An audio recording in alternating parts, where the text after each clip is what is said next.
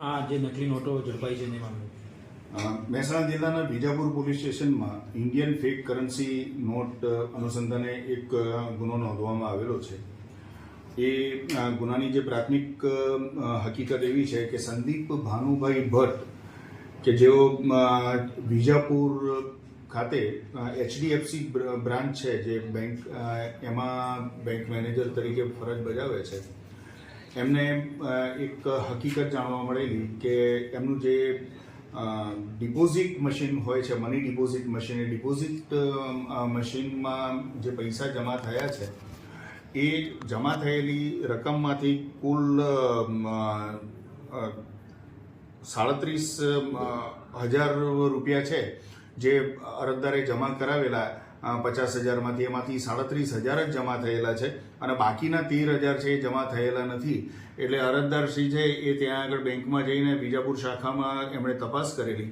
એ તપાસ દરમિયાન એમણે મેનેજરને પૂછપરછ કરતા એમણે કહેલું કે મેં 50,000 રૂપિયા જમા થયેલા છે, કરાવેલા છે, પરંતુ મને જે મેસેજ મળ્યો છે એ મેસેજમાં 37,000 રૂપિયા જ જમા થયેલાનો મેસેજ મળેલો છે.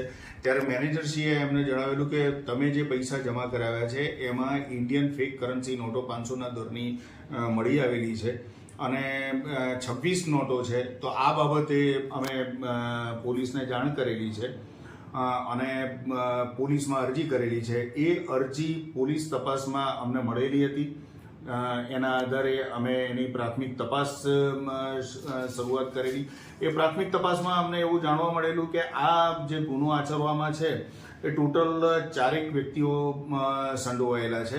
જે અરજદાર હતા એ અરજદારે પોતે ઓરિજિનલ અસલ 500ના કરન્સીની નોટો સમજીને જ પૈસા જમા કરાવેલા હતા.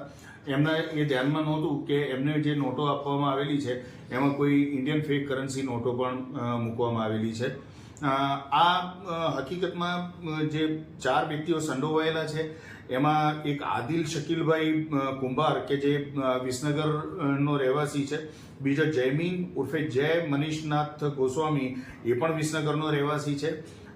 અવી રાકેશ કુમાર ભાખરિયા, એ પણ વિસનગરનો રહેવાસી છે. અને રાધેકુમાર અરવિંદભાઈ પટેલ, જે વિજાપુરનો રહેવાસી છે.